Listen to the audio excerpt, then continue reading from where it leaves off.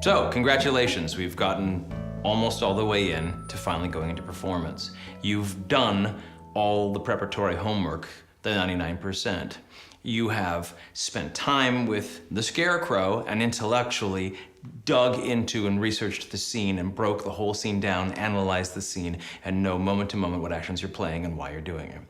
You have spent time with the Tin Man. You have found the heart and soul of your character. You have found the emotional core of your character's truth, and you found that emotionality within yourself and aligned yourself emotionally to your character, so you resonate as character.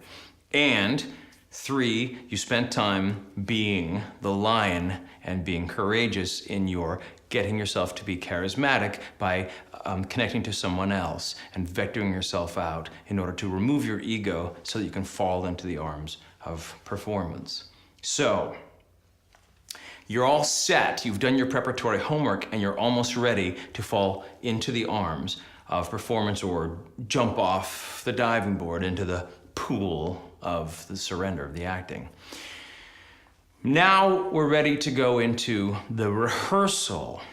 The rehearsal process is the collapsing of the triangle. It's putting the 3 things together.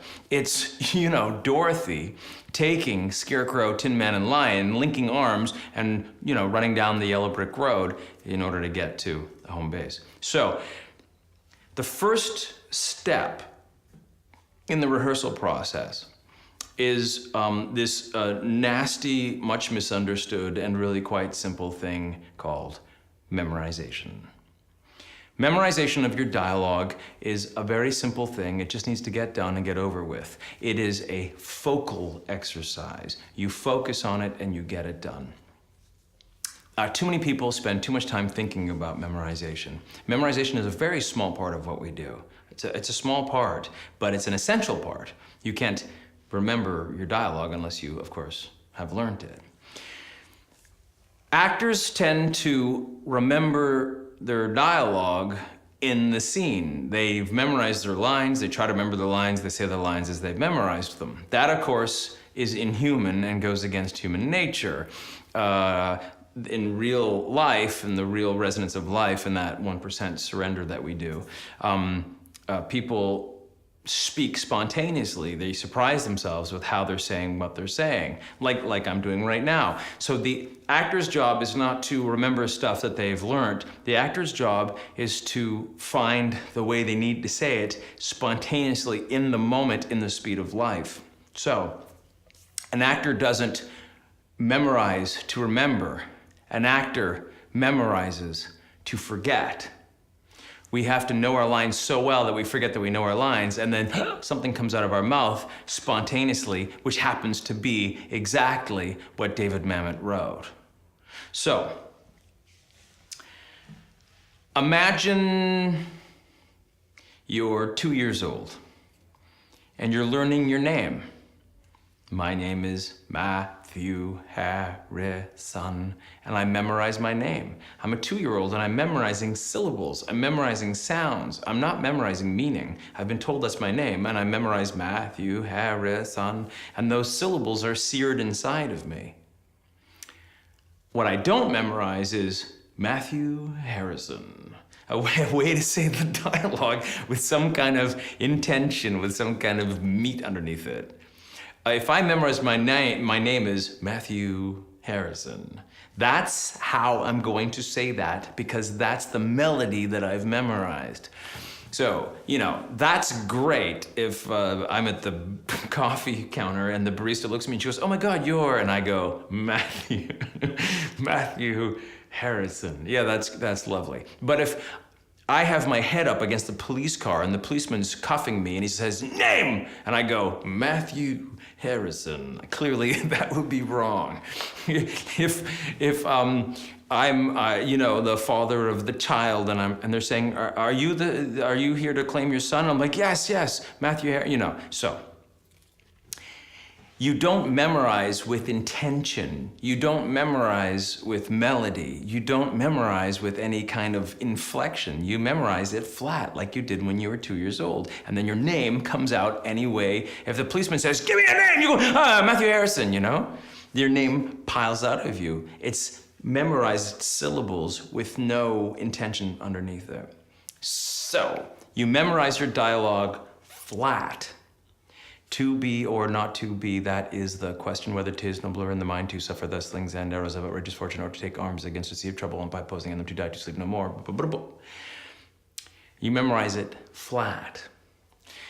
Now, caution. Some actors think they're memorizing flat, when in fact they're memorizing downward turned endings. They memorize the end of the line, like they're memorizing sentences. So they memorize, to be or not to be, that is the question. Whether 'tis nobler in the mind to suffer the slings and arrows of outrageous fortune, or and they go da-da-da-boom, ba-da-da-da-boom, ba-da-da-da-boom. Then you're memorizing downward inflections. And when it comes time for you to be doing the scene, you can't get those melodies out of your head because you've memorized a melody. A downward inflection is a way to push away, to ostracize, to repel somebody else. Listen, I love you. Why don't you just come into my house? I think I want to marry you. It's a way for somebody to actually clip the sentences. People in the real world don't do that. People in the real world open up all sorts of different melodies. Melody is a natural state in life. We need to be ready for the potential of melody that is going to be the accidental behavior that's going to occur once we've surrendered to performance. We need to be available for the possibility of the melody that's going to occur accidentally in life. Melody in life is all over the place. People speak with huge amounts of melodic intention, but that melody is born of the action, the moment, the emotionality, and the reasons for me doing it. The melody is born of the triangle. Get it? So, I do this exercise with my actors. I say, go out and listen to how people speak in the real world. They speak with huge amounts of melody. Almost never does anybody clip their sentences down. And I say, listen to a conversation. Like go eavesdrop on a conversation in a cafe or a restaurant or on the bus or whatever. And after you hear the conversation, memorize how they said it. So you're on the bus and you hear somebody on a cell phone and they go, what? No, really? She what? Oh, no, I can't believe it. No, really? Huh, wow, amazing, whatever it is. And their melodies all over the place because the melody is natural. Melody, by the way, is pre-linguistic.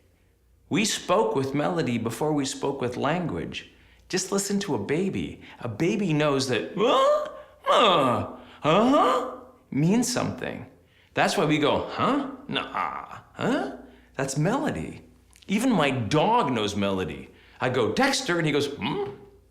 Melody's natural, but melody's an accident of the moment. So I say to actors, go out, listen to that conversation, good. Then write that conversation down as though it's dialogue and hand it to an actor and listen to how your fellow actor is gonna read it. What? No, she didn't. She said that. I don't believe it. Bada boom, bada boom. And laugh uproariously, mock them for being incredibly boring and not lifelike. Because that's not how people talk. You need to realize that there's a potential melody inside of dialogue, a melody that you can't know yet. If you have pre-chosen, prejudiced yourself, if you have anticipated, if you have made up, if you have made a choice on how the melody is going to be in the dialogue before you've ever played it into action with the fellow actor and had the realizations and decisions and the core and the arc and the vectors of the emotionality and all the rest of it that we've worked on connect to each other, that's called a line reading. And a line reading is a pre-cognitive, a pre-thought idea of what the line's going to sound like. Meaning, you're gonna get stuck inside the preset melody, which is not born of the moment, which means you are going to be checked out, which means you will be in your head, self-conscious and not animal-like.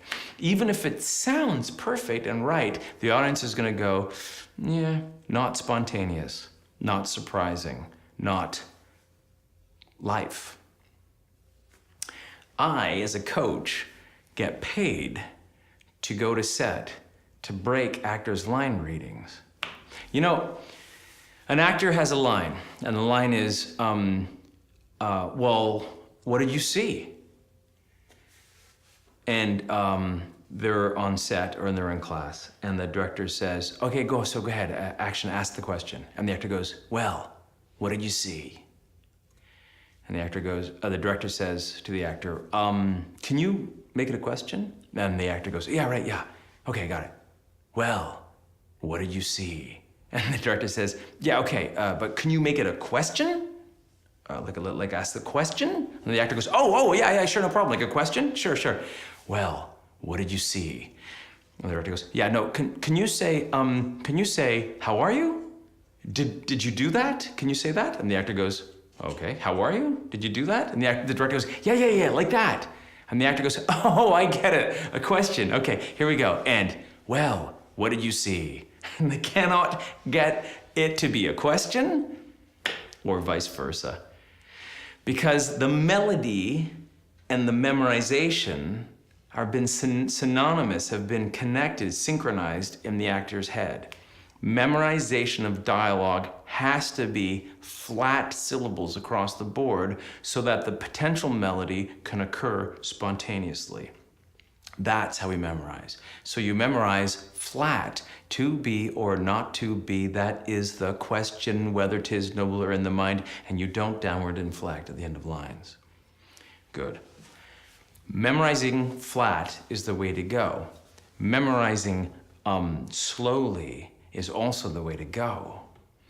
Any artist in any other vocation, in any other practice will tell you, in any other practice, not even artists, will tell you, you need to learn at a slower tempo than how it's going to be delivered. Think about it. If you're a musician and you're learning piano, you go over the notes slowly. Bum, bum, bum, bum, bum, bum, and you figure out your fingering. You don't try to go bum, bum, ba-da-da-da-dum on first go. If you're a dancer, clearly you need to learn the steps slowly to get them into your body before you can get them up to speed, up to tempo. If you're a mechanic, if you're somebody trying to learn how to box, if you're somebody who's trying to build something and they've never done it before, if you're learning how to stick shift a car, it's put the clutch down, pull the clutch out slowly, press the gas, and you figure out how to do it slowly. Memorize your lines in a slow tempo. Italian runs are pointless. Actors try to memorize an Italian run. That's what you possibly can do. That is, all that is doing is searing in the mistakes, memorizing the pauses and the hiccups. You're going over what you already know, and you're skipping over what you need to learn. Don't do an Italian run. Do a Caribbean run. Slow it down into an almost reggae beat and learn it this way. To be or not to be, that is the question. It's my business. What you smoke, what you swallow, what you sniff, it's all my business. You do that in order to get all the syllables in your head. And you should do it with your partner, your scene partner, or your line coach, whoever's drilling you with the lines. And they're doing this too, and then you, and then them. And what's happening is you're beating out both their dialogue and your dialogue, taking all the pauses and all the silences out, or any of the beats out. What happens is you will make sure that cued into your body are all the lines and all the dialogue. Today I should the gloves on the table for you. Sit down for a second. Hey guys, pause. One little thing that you should talk about memorization is actors think that they're doing flat, monotoned, non-intentional memorization, which is correct. To be or not to be, that is the question. But what you're doing is you're actually going to be or not to be, that is the question. Whether 'tis nobler in the mind to suffer the slings and arrows of outrageous fortune. And it's actually not neutral. You're memorizing downward inflection. If there's a moment in your audition or in your scene on set or on stage, if there's a moment where you go up in your dialogue, you've lost the audience. As soon as you go into, oh, I don't have my next line, you're gonna panic. And even if the audience can't see it, even if it's momentary, even if it's just a slight bit of you hiccuping to try to find the dialogue, there's a difference between the actor is trying to remember what they were gonna say and the character is trying to figure out what to say. Those are two very different things. Do you understand? I have heard of actors who are like, I don't really memorize my dialogue that much because I think the hunting for the line is very interesting in front of camera. No,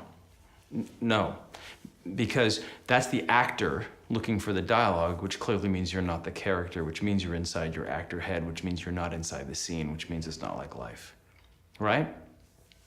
If there's a moment where you go, oh, and there's a tiny little hiccup in there, that's where there's gonna be a crack, like there's a fold in your memorization, or if you will, there's a crack in your understanding of the scene, and that little crack is going to become a gigantic Grand Canyon abyss of insecurity, because the crack will turn into a gap that opens up between you and character, and then of course your insecurity will come to play. So your job is to go through the dialogue very slowly, and when there's a hiccup, go back and say it again. Go through the line very slowly, and when there's a hiccup, then speed it up. Go through the line very slowly, and when there's a hiccup. And what you're doing is you're ironing out the fold, or you're suturing back the crack. And then what happens is the dialogue now is gonna be back inside of your body. You're trying to remove any possibility of insecurity showing up. Knowing your dialogue absolutely dead cold, knowing it inside and out, knowing it like it's your own name, seared inside of your soul is absolute. Because it's the art of forgetting. You need to forget that you ever knew the dialogue. You need to actually forget that you knew the dialogue. That's the art of memorization. You need to get it into your body. Okay, the best way to memorize is by keeping your left brain busy. So if you can do motor movements while you're memorizing, what it does is it kind of occupies your consciousness, and then it gets seared in much faster. So memorizing while you're walking, I've always memorized and walked to walk the dog. Memorizing while you're vacuuming, memorizing doing the dishes, that stuff's hard. This is not necessarily a recommendation. But when I lived in LA and I did pilot season, driving from my various auditions in one day, and you gotta get down like 5 auditions in a day and memorize it cold, I would memorize driving on the highway. That is actually so fast because you're memorizing while you're driving. I didn't suggest that, don't do that. It's very dangerous, don't do that at home. Okay, one way to memorize, which is kind of fun, is to work with your memorization coach or your scene partner, if it's a scene study class or whatever, and do something together that physically will keep your brains occupied so the lines will get seared in. So for example, you walk up and down the street together, which of course is easy. You can come up with all sorts of different possibilities, like games and things, stacking chairs while you're doing the memorization or whatever. One of my favorite ones is this. You get in a parked car. Say you're in the driver's seat and your scene partner's in the passenger seat. You start the dialogue, you open the doors, you get out of the car, you continue the dialogue the whole time, non-stopping. Da, da, da, da, da, da, da. You close the doors, you walk past each other in the front of the car, you get to the doors, you open the doors, you sit down in the car, close the doors, continuing the dialogue the whole time, never stop the dialogue. Open the doors, get out of the car, close the doors, walk around each other behind the back of the car, get into the car, close the doors, open the doors, front of the car. It's crazy. And what it does is it takes out all possible aligning of the dialogue with the intention of the actions that you've got in the scene, because the dialogue is being thrown over the roof of the car or across the hood of the car or inside of the car, all kind of randomly time-wise. So it's a great exercise. So you can invent any one of those kind of things, but memorize while you're keeping busy. Again, walking's the best, and slowly. Now, Memorization, the technique of memorization is really a focus exercise, and focus exercises, as you've now learned, is really overcoming your own insecurity. Most people have a hard time memorizing because their brains get in their way and they're not focusing. It's that whole, I'm reading a book and 3 pages go by and I haven't really read a word. Like, how did that happen? It's, you think you're memorizing, but you're not, and you're being inefficient and you're wasting time. You need to focus in on it. With your scene partner on the diagonal. So you're gonna run the scene now at full volume and full speed, listening to your scene partner while looking at the wrong person say the wrong words to you. Ready? And go. Really? Yes, I Dana? think you were correct. You plan on it. I know you did.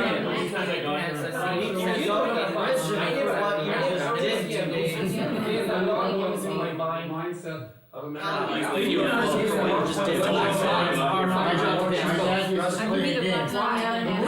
She's volatile. She's hungry. Want to take a walk? I never 4 years. I've been using since I was 12. You didn't give a shit about any of it. Come to find out. It wasn't short enough. I'm just trying to complete it. If I see you, I never won the game. Not big, but I had to be smaller. So if, And saw what was being said in his name. I've been trying to explain that. so if I got good grades, The whole culture. You're such a big shit now, child. These people go to prison for what you just did to them. thing though, is that change is so constant that you don't even feel the difference until there is one.